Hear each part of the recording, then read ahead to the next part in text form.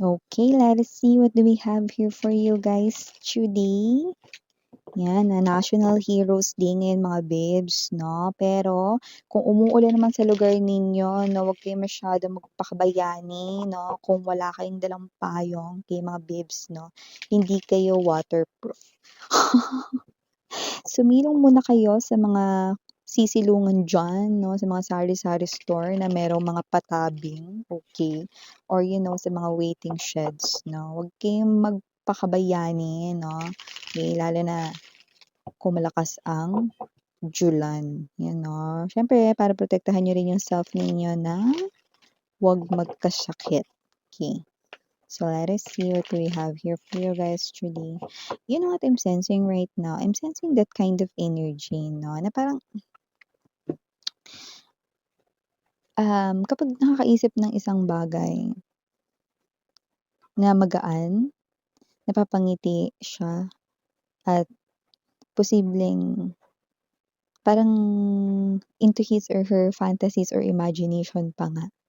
Okay? Pero kapagka, yeah, that's very specific, no? Pero kapagka nakakaisip naman siya, no, ng something na parang ayaw niya, biglang nagpapalit yung mood niya. Kahit kakaisip niya lang ng bagay na maganda, biglang nagpapalit yung mood niya. Okay?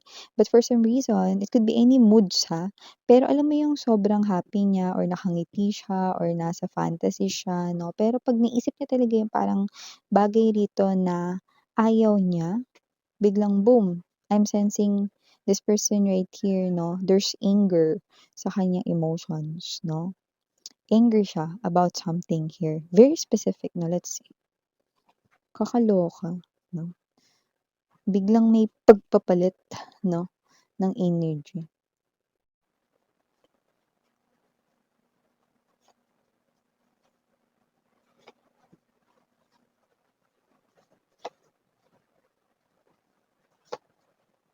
Oh, looks like there's a Tatsulok right in here.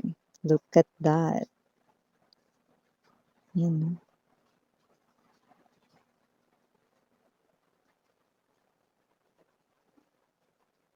This energy is looking at this energy while this energy is looking at this energy, but it looks like this energy is not looking in this energy but paying more attention to what he or she is doing. Ilapit natin para makita mo. See, look at that, okay? The first, the first card that we've got right in here, okay, this energy is looking dito sa energy na to. While this energy is looking dito, no? But this energy is not looking dito, no? But paying more attention into his or her own business. Okay? But I do see that with the Five of Swords right in here and the Nine of Swords, this is something here that makes this energy best off. Yan. Tatsulok, ayan 'no, love triangle 'no. Habang may tatsulok, yan 'no, complicated talaga ito. Oh, palabarn siya, but more on sa words, sa talk. Dun ko siya nakikitang palaban 'no. See, this person here is holding this sword, okay? I'm pertaining with this energy, okay? So I do see that there's something here bothering with the Nine of Swords energy, Ace of Swords right in here, no? With this energy, okay? But with the Strength card energy, okay, yan yung energy na parang pinipili na lang rito magtapang-tapangan, maglakas-lakasan, no? Pero ramdam niya na, okay? The Strength card is an energy right here, no? Na kinukutuban na rin siya rito at alam niya that with the Ace of Swords energy, na high chance, maaring totoo ang kanyang hinala or kutob. Yeah, look at that. We now have the Lover's energy. Yeah, definitely here a triangle. At sulok. Love triangle could be an office romance. Okay? I'm seeing 3 people right in here, but doesn't have to be that this is something here na nag-e-exist sa office vibe, okay? Pero yeah, marami-rami yung ganun. Okay? Pero literal na meron talaga ditong love triangle. Yeah, look at that. We now have the Three of Swords. Bottom of the deck, Eight of Swords, Page of Wands, and the Ace of Cups. Whoa, whoa, whoa. So before we dive more into this reading, let me just greet muna ang lahat. Hi and hello there everyone. My name is Yan. Welcome new subscribers. Returning Istam buyers ko dyan. Thank you sa inyong walang sawang love at support for me. At kung hindi nyo pa knows, meron pa tayong other channel na ating main channel, no, which is the High Priestess, kung saan nag-upload din tayo ng collective readings for all signs. Araw-araw din po iyan mga babes. So, at syempre, no, kung hanap niyo naman ay reading per zodiac sign, no, meron din tayo there. Okay? So, tandaan ninyo, wala po tayong gender dito sa babae, lalaki, LGBT, everybody ay welcome. Pwede rin pong i-switch yung mga roles dahil possible talaga magkapalit-palit kasi general reading ito. And at the end of the day, lahat ay may free will na free nyong gamitin anytime, anywhere. At yun nga mga babes, no, wala tayo dito, no, na time period. So, pwedeng ito ay nangyari na sa iba naman nangyayari na ngayon, sa iba ay mangyayari pa lamang. Kaya naman, just take only what resonates. Okay, so nakita tayo dito mga babes, no, ng energy, no, na medyo sabi ko sa inyo, palaban siya sa words, palaban siya sa talk, palaban siya sa mga salita, no. So nakikita ko rito na high chance maaring magparinig ito sa iyo talaga, no, like maririnig mo talaga, no, may ganong klase na energy, no. Ikaw talaga yung pinatatamaan niya rito and gusto naman talaga niyang marinig mo. So, ready ka na ba, 'no? Kasi from the looks of this, 'no, parang may sinasabi itong person na ito, okay? Nakikita ko kasi dito, 'no, na with this person, ang message niya sa'yo ay huwag ka daw mag-feeling, ayan, 'no? Huwag ka daw mag-feeling, mga babes, 'no? Huwag ka rin ditong umasa na magugustuhan ka niya. Yan ang nakikita ko dito na gustong sabihin sa inyo nitong energy na ito. No, this person right here is just watching his or her crush. I do believe crush niya ito. Okay? I do believe that this person right here is someone who definitely likes this person here a lot. Wala tayong gender dito, no? But maintaining his or her distance, no? At hindi niya nagugustuhan ang kanyang naoobserbahan, no? At madalas niya rito, no?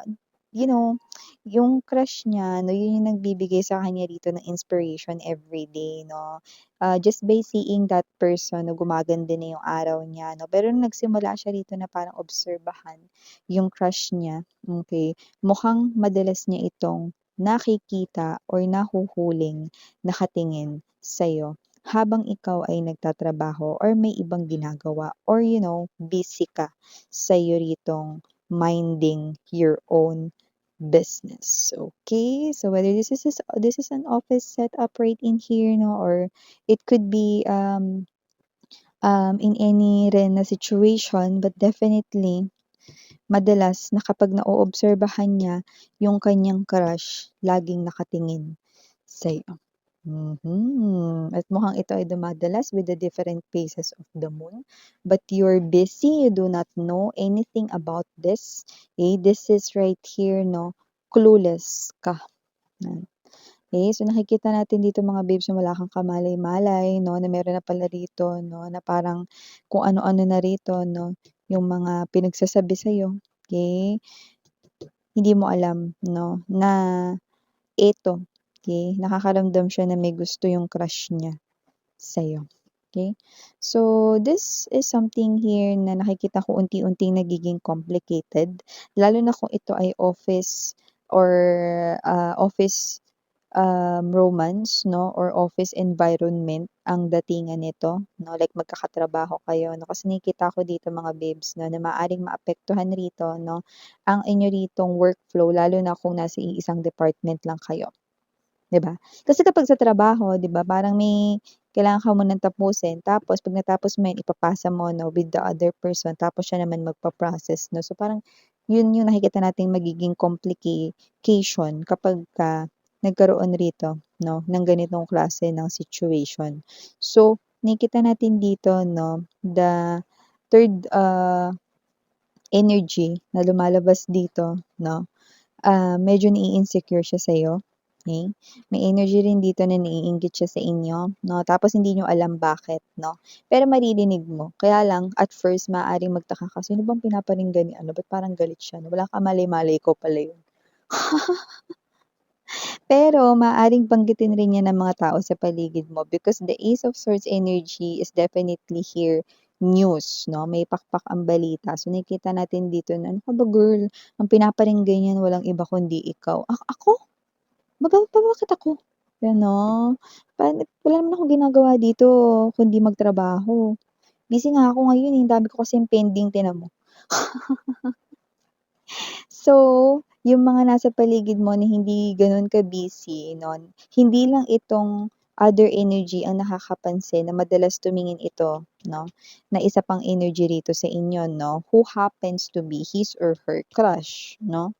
Okay, and siyempre, eh, kapagka gano'n yung energy 'di ba, ang gusto naman ng lahat ng may crush, eh, magka-crush rin sa kanila yung crush nila 'di ba? So eto, mukhang iba yung nagiging tinginan 'no, tsaka ba't dumadalas na nahuhuli nito na nakatingin sa'yo 'no, etong crush niya 'no. Crush niya lang 'yan, walang sila, okey? Yun ang nakikita ko dito, okey? But, lumalabas nga dito that with the Knight of Cups energy, I think meron din talagang gusto 'tong tao na 'to sa inyo and with the flowers sa kanya ritong mga hands, definitely this person here is about to, make your bond deeper or mas palalimin pa rito ang inyong connection 'no, nitong tao na 'to. So yun yung plano niya 'no and alam ito nitong isa pang energy rito, kaya parang pinaparinggan ka niya rito na para tawag nito, para matakot ka gano'n, para iwasan mo itong person na 'to 'no, pero wala kang kaalam-alam, eh. Yung nakikita ko rito, eh, 'no. So, kung sino man siya na yun nga yung tinutumbok ko dito, maaaring magparinig siya, "Akala mo naman kagandahan." Yan 'no. Ha! Nagpipilingera pa, yan, pilingero masyado, akala mo naman pipiliin siya. 'Wag na siya ritong umasa na magugustuhan siya ni ano, ni ano, ni crush ko, yung mga gano'ng klase ng energy. See, gano'n mga linya ng mga bitter, 'di ba? The Lovers right in here is an energy na natatakot siya rito 'no, ang umiikot-ikot sa kanya ritong isipan 'no, ang fear nitong, third energy na ito 'no is yung talagang manligaw na sa'yo or sabihin na talaga sa'yo 'no, na may feelings itong kanya rito na crush sa'yo. This is definitely options right here. Kasi nga itong tao na 'to, hindi niya alam may gusto sa kanya 'to, okey? Pero ang gusto niya ikaw, 'yan 'no, nakikita natin dito 'no. So, may sasabihin lang ako dito sa third energy, 'yan 'no. Hoy, makapagsalita ka diyan na 'wag ng umasa itong collective ko na magugustuhan siya nitong person na 'to, eh, nagustuhan na nga siya. May problema ka ba dun? Ayun na nagkagulo na yung cards natin dito, see? Okay, I do believe na ito yung fear nitong third energy, okey? Ito yung malaking takot niya na maging kayo na, 'no? At tuluyan na talaga siya ritong mawalan ng pag-asa na with the Three of Swords energy ngayon pa lang, eh, nasasaktan na siya sa mga patingin-tingin, palingon-lingon sa'yo nung crush niya 'no. Kasi siyempre ang gusto niya siya yung tingnan, 'di ba? Pero hindi nga siya gusto kasi ang gusto nga is ikaw 'no. So with the Eight of Swords energy, Page of Wands right in here, Ace of Cups right in here, magpaparinig siya sa'yo rito 'no. Kasi yun na yung parang laban niya, eh, 'no, mga magpaparinig siya sa'yo rito 'no na, kesyo akala mo naman maganda ka, akala mo naman gwapo ka, akala mo naman magugustuhan ka nung tao na yun 'no. Ay naku, in your dreams, yung mga gano'n 'no, 'di ba? So, kasi naman 'tong energy na 'to 'no, definitely with the Page of Wands right in here, Ace of Cups, okey. May energy lalo na kung kayo ay single 'no, possible na, i-entertain niyo siya kasi this person nice naman siya, so hindi niyo naman ira-rush ang things. So, definitely may chance na i-entertainin niyo siya. Pero yung iba sa inyo possible na may iba na kayong minamahal rito 'no, so parang wala kayong pakialam 'no, with this crush nitong isa na ito 'no. So, lumalabas dito whether meron na kayo ritong kausap or may person na kayo 'no or wala, I do see na wala pa rin naman siyang magagawa 'no, kasi, ikaw yung gusto, 'di ba? So, yun yung problema niya. Hindi mo naman puwede kasing pilitin ang isang person kung hindi ka gusto, 'di ba? Ayun, 'no? Kaya ang bubuntunan niya rito 'no, ay kayo, 'no? Pinariringgan niya rito ay kayo 'no, pero hindi nga kayo tinatamaan kasi una sa lahat busy kayo sa ginagawa ninyo 'no, at wala kayong pakialam lalo na yung mga may iba kayong gusto or may iba kayong crush, 'yan, 'no? Ay go, 'yan 'no, tsaka dapat hindi na siya nagsasalita ng gano'n 'no, very Sharpie yung mga words niya rito, 'no? Yung mga ganyan na ano, filingero-filingera, yung mga ganyan 'no, mga trashy words 'no, parang akala mo naman kagandahan ka 'no. Bakit siya, akala ba niya kagandahan siya? Akala ba niya kagwapuhan siya? Yan, oh, kaya naman kung sino man 'tong energy na 'to, naku good luck sa'yo be, yan 'no, ipag-pray mo na lang 'no, na ikaw ay makahanap rin ng right one for you. Yeah, for the initials right here, yes, we do have. For some reason, no, I don't know bakit ko nakikita ang letter S 'no, in capital letter. So maybe this is the first letter of his or her name, okay, kung ano man yan, name ninyo, name niya, name nitong isang person dito, okay, or maaaring middle name or whatsoever, no. Okay, so aside from letter S, we have here no letter N, letter C, letter R, and last but not the least, the letter O. So yeah, these are all the messages we've got right here for you, sweethearts. Thank you again. I'm Yuriana Oni, Sarang Heya, Love and Light. And